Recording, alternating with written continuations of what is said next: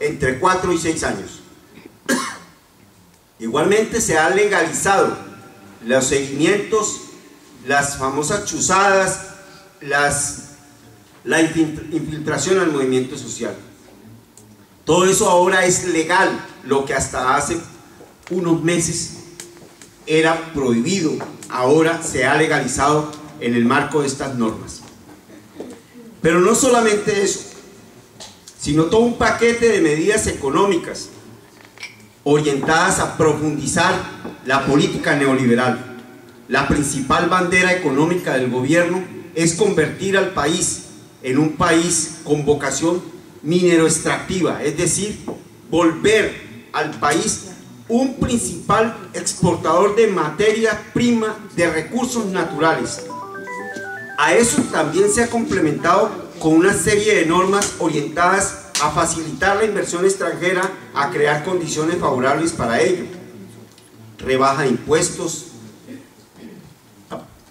aplicación de un régimen laboral flexible, tal y tal.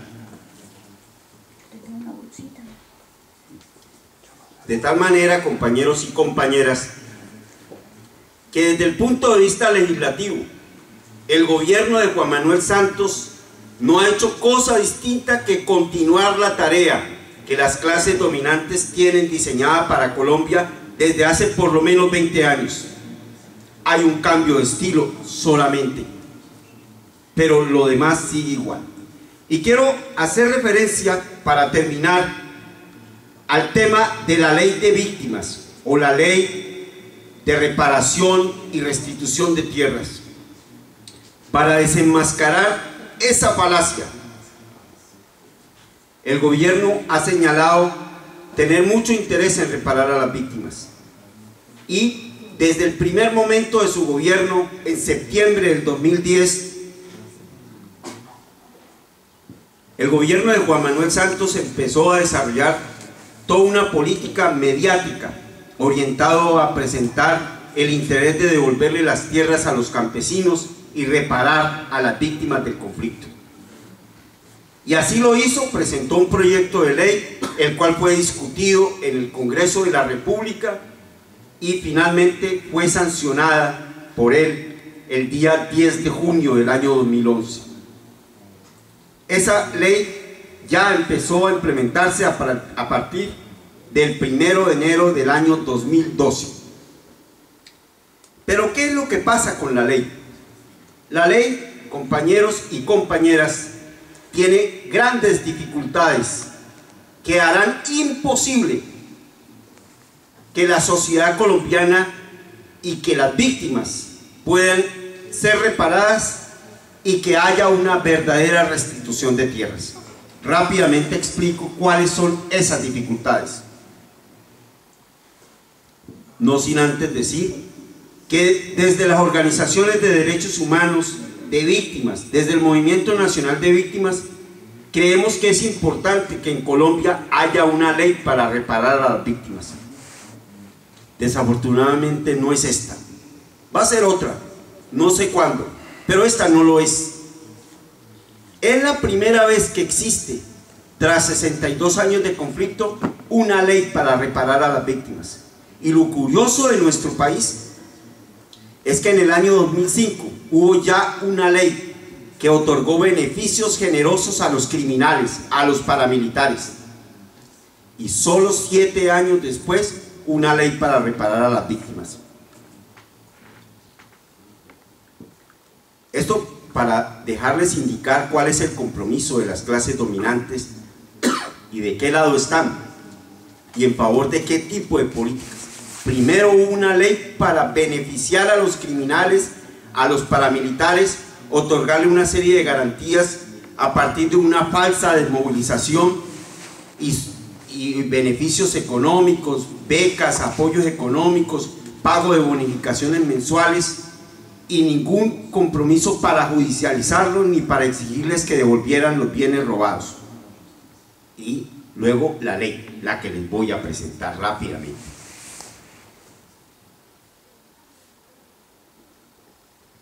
Esta ley tiene entre sus problemas más protuberantes. Primero, no fue consultada con las organizaciones de víctimas. El gobierno y los parlamentarios mayoritariamente presentaron ese proyecto y lo aprobaron. Nos convidaron varias veces a que oyéramos sus argumentos de por qué la ley era buena, pero no nos brindaron espacios para interlocutar, para discutir, para proponer, para cambiar. Eso no existió. Y particularmente, y contrario a la jurisprudencia colombiana, no se convocó a las comunidades afrodescendientes e indígenas a mirar cómo esa ley podría beneficiarles y cómo podría colaborar y transitar en el tema de la restitución de los derechos vulnerados. Segundo problema, la ley no reconoce la responsabilidad del Estado colombiano en la violación a los derechos humanos sobre los cuales va a haber reparación. La ley se limita a decir que en un gesto solidario el Estado colombiano va a ayudar a las víctimas que están damnificadas, que han sido perjudicadas, pero niega de plano su responsabilidad, de tal suerte que consideramos que este es un vacío muy grande que justamente no transita en el derecho o en el camino hacia que las víctimas podamos sentirnos verdaderamente reparadas, porque para que haya reparación es necesario que haya responsabilidad del Estado, que no fue capaz de proteger a las víctimas. Otro problema, esta ley no brinda garantías específicas y concretas para que las mujeres víctimas del conflicto armado interno en Colombia puedan acceder de manera preferente a la restitución. Esto es una norma que deben cumplir las normas de reparación en nuestro país. Sin embargo, el gobierno y el Congreso han desconocido este aspecto muy importante. En materia de reparación, compañeras, compañeros, la ley de víctimas lo que va es a conceder una indemnización económica para unas categorías de víctimas que ha establecido la ley. Esas categorías van desde familiares de personas que fueron asesinadas, para quienes en el mejor de los casos van a brindar una indemnización cercana a los $10.000, y a partir de ese valor y hacia abajo van a haber pagos económicos a víctimas de desaparición forzada, de tortura, de violencia sexual, hasta la reparación que se le va a conceder a las víctimas del desplazamiento, cerca de 6 millones de colombianos y colombianas que han sido afectadas por este grave crimen de lesa humanidad, a las cuales se les robaron 10 millones de hectáreas de tierra. Para ellos y para ellas, para esas familias, la reparación no será en dinero, sino a través de un subsidio de vivienda por un monto entre 5 y 6.000 dólares. Quiero anotar que en Colombia una de las políticas sociales establecidas por el Estado colombiano para la sociedad en general existe ese subsidio de vivienda. Es decir, a los desplazados no se les va a reparar, sino que se les va a dar el subsidio al cual tendrían derecho como cualquier ciudadano común y corriente no afectado por la violencia.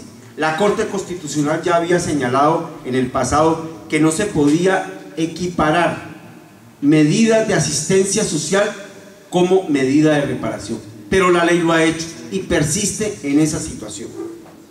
Y paso rápidamente al tema de las tierras, que creemos, a nuestro juicio, es el tema más grave.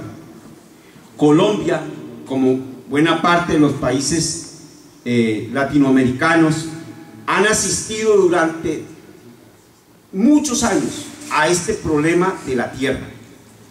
Ya desde épocas de la conquista española hemos asistido a planes sistemáticos de despojar la tierra a sus originales dueños, Pasó con la llegada de los españoles al territorio americano, cómo fueron engañados los indígenas y cómo fueron expropiadas sus tierras violentamente. Esa política ha persistido en el país. Un grupo de terratenientes desde la época de la independencia, nuestros padres de la patria, han venido implementando políticas violentas para quitarle la tierra a los poseedores, a quienes las trabajan, a los campesinos. Y esa historia se ha repetido sucesivamente. Ahora, y más recientemente, en los últimos 20 años, con el avance de las tecnologías y el redescubrimiento en el territorio colombiano de yacimientos petroleros, de yacimientos gasíferos, de oro, de carbón, de agua potable, de coltan, de una serie de recursos naturales de la cual esos avances tecnológicos han permitido descubrir que Colombia tiene muchas riquezas.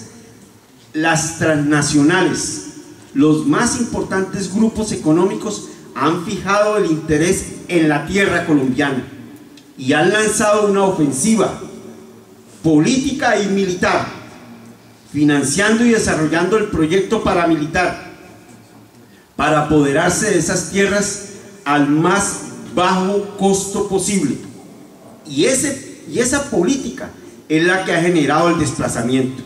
El desplazamiento, compañeros y compañeras, no se da en Colombia porque hay un enfrentamiento entre el ejército y las guerrillas. Esto es falso.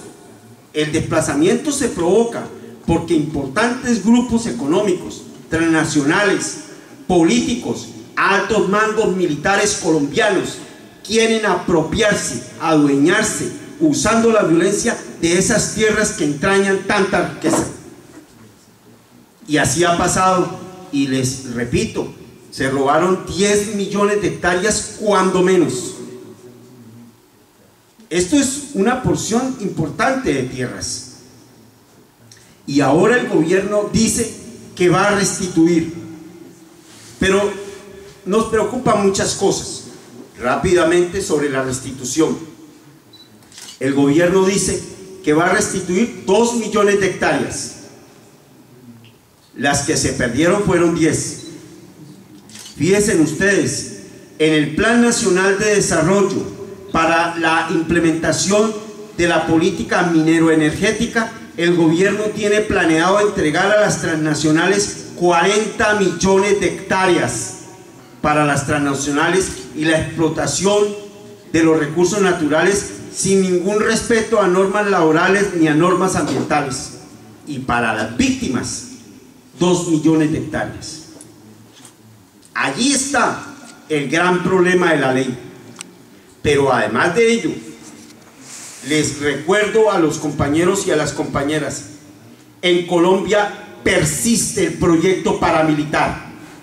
Nunca, jamás se desmovilizaron. El paramilitarismo sigue intacto y la mejor prueba de ello, el día 2 de enero, apenas empezando la implementación de la política más importante para las víctimas, la ley de restitución, un grupo paramilitar, los urabeños, paralizaron el 20% del territorio nacional. 6 departamentos de la costa atlántica, un paro armado que logró paralizar importantes sectores económicos en ciudades tan importantes como Medellín y Santa Marta.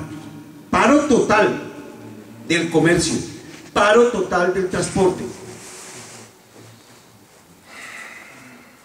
Eso muestra que esos grupos paramilitares, como ha venido sucediendo en los últimos 20, 30 días, van a armarse, a rearmarse y a lanzar una ofensiva frente a las restituciones, y han creado en varias regiones del país, ahora se van a renombrar como ejércitos anti-restitución. Todo eso pasa mientras el gobierno sigue haciéndole creer a la sociedad colombiana que no hay paramilitarismo, que esos grupos son grupos aislados, y nosotros, las organizaciones de derechos humanos, seguimos denunciando que se trata de los mismos grupos paramilitares que han operado en los últimos 25 años, que se han ido renombrando según convenga. Todo ello con la complicidad de la fuerza pública, todo ello con la complicidad del gobierno que ha venido